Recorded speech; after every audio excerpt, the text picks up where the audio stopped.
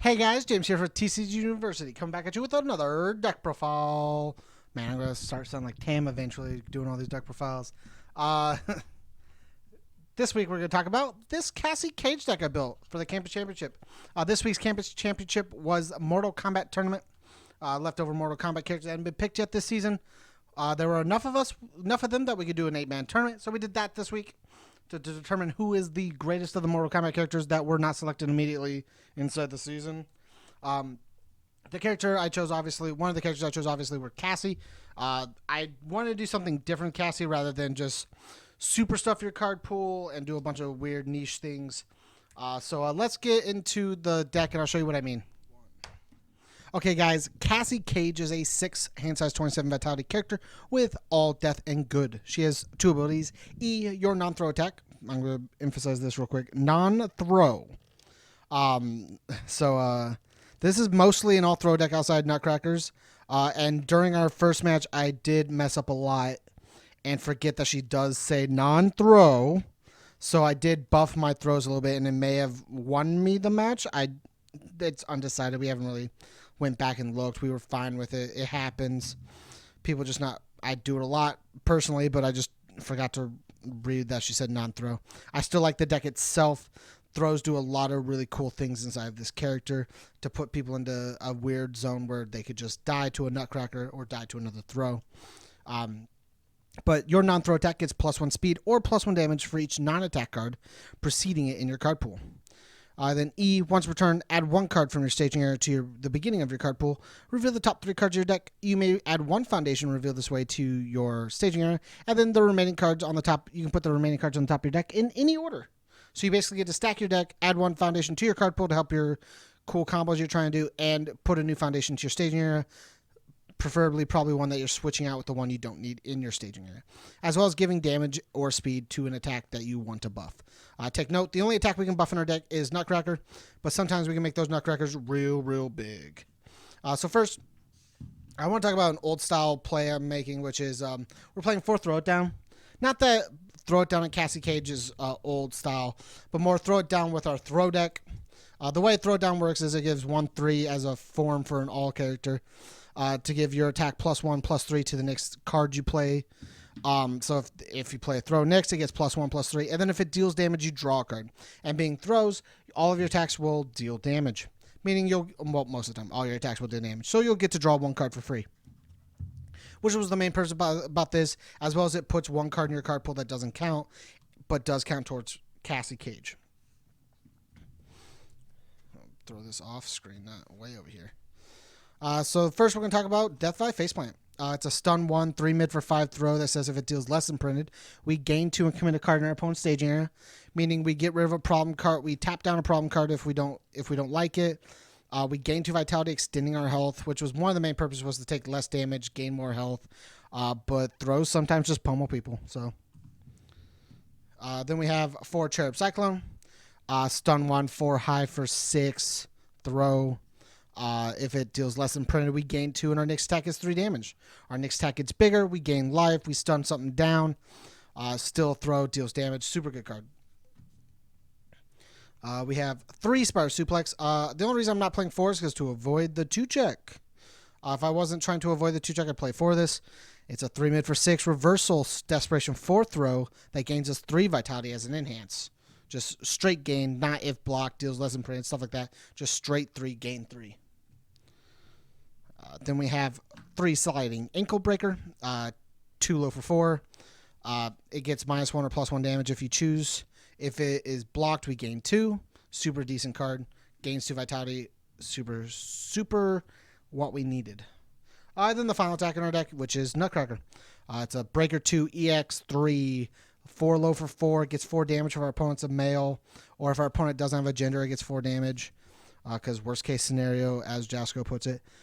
Enhance, you add 1 foundation from your discard pile to your card pool in any order. Usually a card that doesn't count towards progressive. Things like Sense of Morals, Fusion Refusal, stuff like that. Then we draw a card. Super strong, super consistent card. Then we're playing 3 Vanator. This card was in here purposely because it does not count towards progressive. It's a 1 mid block, breaker 1. We can add it to our card pool ourselves.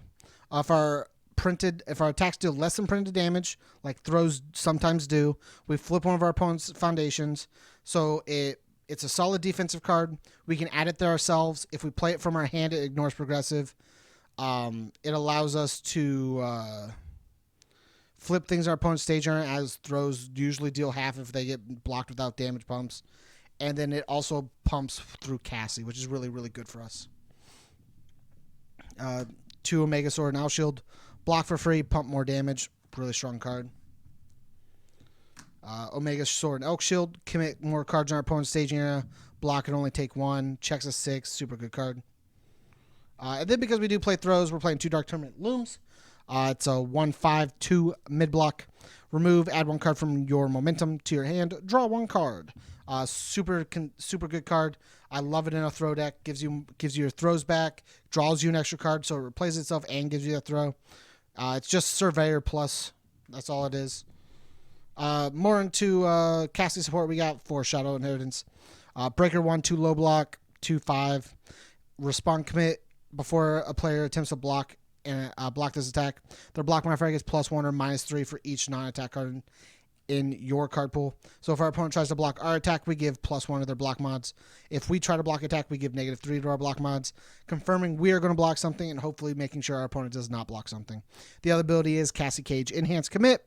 Your attack is +1 speed or +1 damage for each non-attack card preceding it in your card pool. Basically the same thing as Cassie's Enhanced.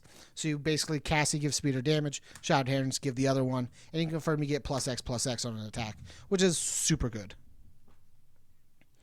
Continuing with the making sure we take the least amount of vitality possible, we're playing 4 Toughest Pumpkin Junior High. 2/5/3 mid block that says before we take damage, we reduce it by 3. The best part about this card is you could partial block something like a 6 damage attack, reduce the damage you would take, block the 6 damage attack, half block. You're supposed to take 3, but before you take damage, just reduce it to 1, reduce it to 0, and take nothing, which is super good. We got 4 Sentinels. Cassie fodder basically protects you from stun. Super Cassie fodder actually does exactly what she wants. Same thing with Fusion Refusal. Pumps our throws. Cassie fodder, just super consistent card inside her. We're playing 3 Immoral Knowledge. +1 -1 extends our life. It helps beef up our attacks. Super cool card.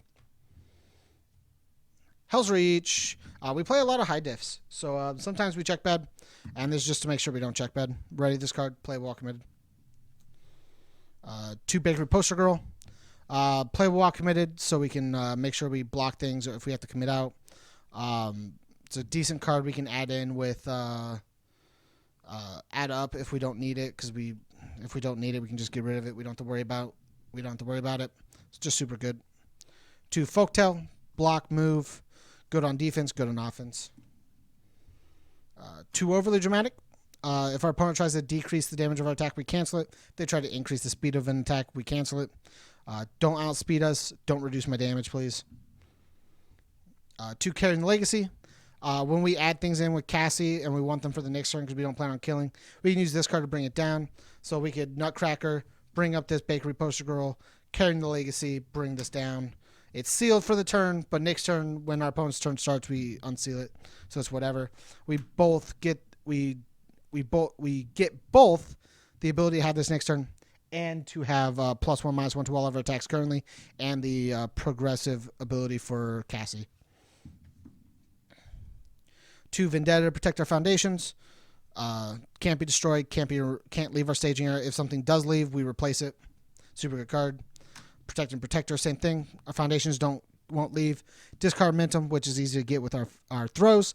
Make sure nothing gets removed or leaves our stuff. It's our stuff. Please don't touch it. 1 Dark Side Karma. Cancel things. Has a nice low block. Return things to print speed. Just an all-around solid card. 1 Refusing Let Go. Remember, least amount of damage possible. Reduce the attack's damage to printed -2. Make sure they don't hit us that hard. 1 Venomous, cancel draws, cancel things like Shadow Slicer, stuff like that. Stop doing cool plays. Only I get to do cool plays. Thank you. And then Ominous Prophecy. Get rid of combos, get rid of weapon as a keyword, get rid of reversals if you're running into a lot of reversals, breakers if you're playing up against a breaker deck. Just get rid of keywords you don't want to have to deal with. It's all around solid tech card. Thanks again for checking out the profile, guys. If you like the Cassie deck, let me know down below.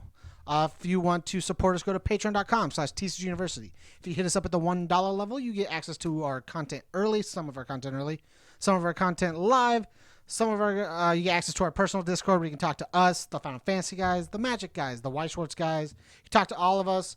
You can hit us up on Discord where you can talk to us personally in our group chats. You can message us personally on Facebook, on Patreon if you're part of that. Make sure to like, comment, share, subscribe, guys. And as always, stay learning.